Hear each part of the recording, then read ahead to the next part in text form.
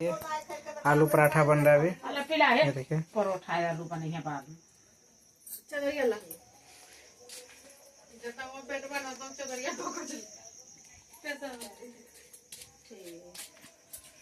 ये देखिए छवि, देखिए ये देखिए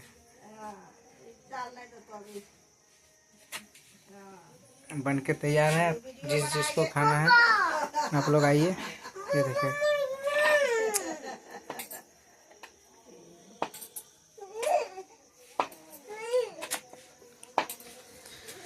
देखिए आलू पराठा बना रही है।